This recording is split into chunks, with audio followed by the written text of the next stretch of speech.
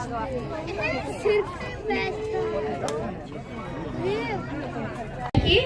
we'd like to start by acknowledging the Camaragal people. Now they are the traditional custodians of this land, and for thousands of years they've understood the balance between the land and the wildlife. And we at Taronga are honored to try and follow in their footsteps as shared custodians for the wild. That's right, and it doesn't matter where you're from or where you live. Every day there is an opportunity to connect with and to see the remarkable birds that are all around us. All you have to do is look up. I want to see a bird.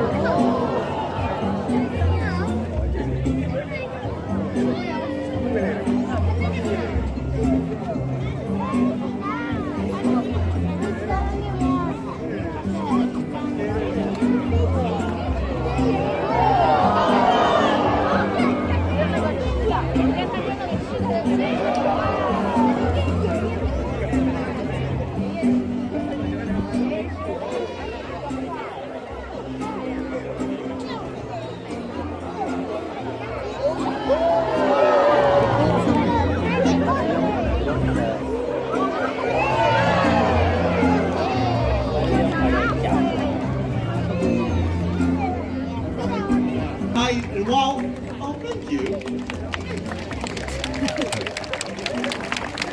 Oh, shucks. While we're looking up at birds like that, other birds are looking down for a good feed. For the black-breasted buzzard here at Emu Egg is the ultimate prize. Here you go. It's behind you, sweetie. There it is. Nice. Oh, she's in already. Nice job. Now this is Slammer, and that is a natural behavior. We did not teach her how to get into that egg. It's instinct. She hatched out of her own egg with this knowledge already in her head. That hole's not quite big enough. I thought it was, so she needs to use that powerful beak to help pry it open just a little bit more to get at the goodies that we've got hidden inside. The rock is usually the best way to go, Slammer, but you do what you think you need to do. Now, if this was a real emu egg, it would be equivalent to about 2 days worth of food, so it's a massive meal for this bird once they get inside. It's not always easy to come by, though, because once the female emu lays her eggs, the male sits down, he never leaves, not until all those eggs have hatched out. So she has to hope there'll be one egg left behind that didn't hatch, and that's the one she'll go to town on. You're really struggling there. You got a nice big hole straight up, but it's not quite big enough. Your face is slightly larger. Grab your rock there, Slammer. Give that another go. Here we go. That's a little bit weak. Let's try it again. Yeah.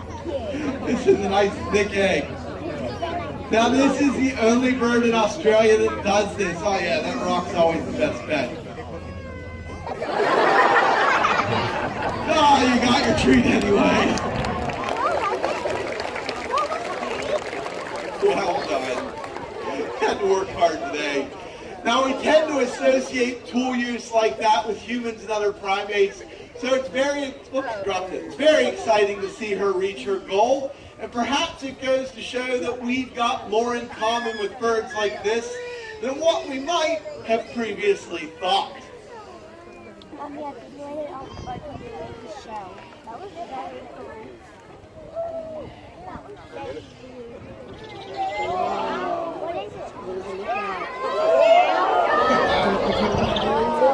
Have you ever had that feeling that you're being watched? Owls are everywhere, and you might not see them in your backyard, but they're going to see you out in the country and even in the city.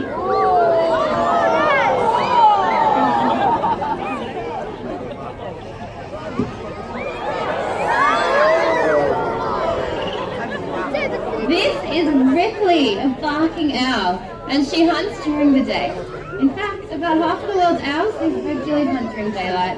It's all to do with what they like to eat, and barking owls, they eat other birds.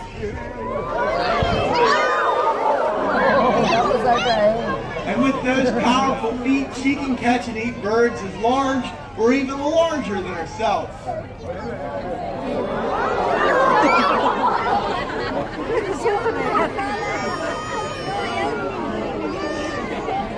native wildlife, and that's because they often take young chicks from nests. So it is really great we have these beautiful owls right here restoring that balance. But I do have to let you in on a secret. We used to have a rat problem. But those owls, they moved in, and the rats, they moved out. And I can honestly say that problem, it's long and well and truly behind us. So much so I haven't seen a rat in years. It's like they're not even here at all. Yeah, don't worry. I know. I get a little nervous around rats too. But I can tell you for sure, those owls are doing an amazing job. They really are. Thanks, Becky. Now, the birds we've seen so far are all found here in Australia, but the next bird is proof that you can go anywhere in the world to be able to connect with and see these amazing birds that are found all around us. And that includes beautiful birds like the Andean condor, one of the largest flying birds in the world.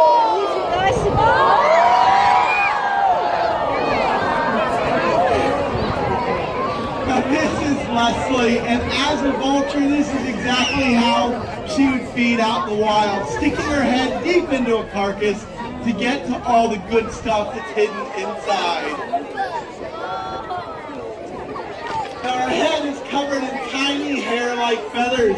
If she had large feathers on her head, whenever she pulled it out of a carcass, she might end up with debris stuck amongst those feathers, and that could dry on and cause her to get sick. She wouldn't be able to do her job very well of keeping the rest of us healthy and disease-free. And sadly, in some parts of the world, we are losing vultures, some species, by up to 99%. And that's leading to an increase in diseases like rabies and anthrax in the human population. So we really need to look after these guys so they can do their job of looking after us.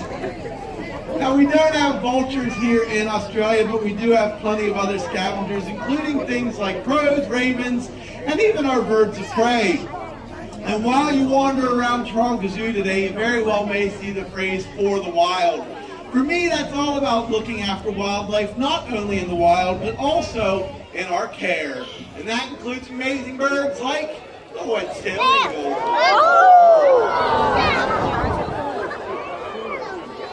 Now that is Gina. And these amazing birds can often be seen flying high in the sky, 4 kilometers on end. But sadly for Gina here, life wasn't always that easy. She was found in the wild unable to fly and really struggling to survive. Lucky for her, she was brought here to Taronga where we were able to work with her, build up her strength, and get her flying again. And I reckon one of the best parts about my job is being able to be a part of giving a bird like Gina back her wings, because they are truly majestic creatures. And the wedge-tail is a very iconic bird here in Australia. But we have over 800 different types of birds. Just over 50 of those are parrots. For most of us, all we have to do is step out of our own doors to enjoy the beauty of those birds that are all around us.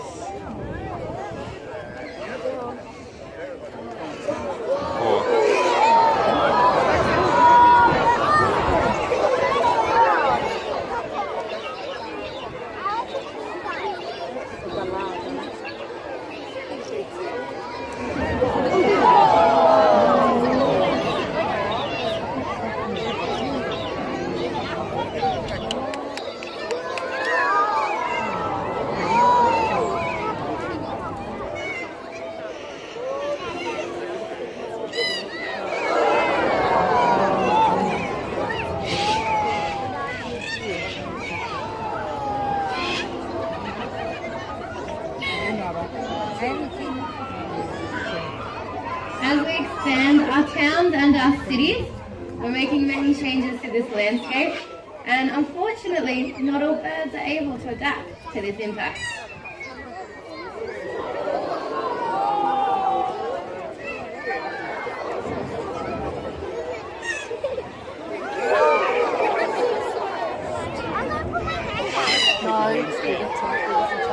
Many birds, they live in tree hollows, and this provides them with a secure home, but also a place to nest and to thrive. Now, not all of us have hollow trees in our gardens, but we can still provide them. If you go online to the zoo's website, you'll find a link for nest boxes, not just for Geary and his friends, but species all the way from possums up to bats. Because looking after wildlife starts in our own backyards, our own wild communities. And while some birds are doing quite well out there in the wild, not all are. And Jasper and I would like to give one of you the chance to help them. And to do that, we need somebody who wants to donate a gold coin for conservation. I have got a lot of hands. I'm going to go for the girl in the gray sweatshirt and blonde hair right there. Stand up for me. Stand up. Pinch the coin between your thumb and forefinger. Arms straight out to your side. Jasper will do the work. Chuck them up. Grab that coin. Put it somewhere safe. I almost my pocket. Now, it's really easy to see why galahs are doing so well in the wild. They're incredibly clever. Thank you, Jasper. And to say thank you for your kind donation, Becky's there. She's got one of our pins to say thank you very much. There you go.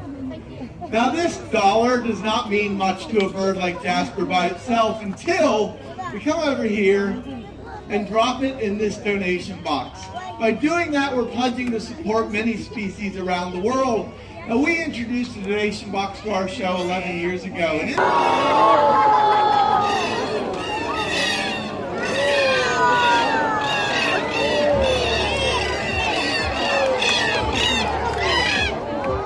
thank you very much for coming, everybody. I hope you enjoyed it.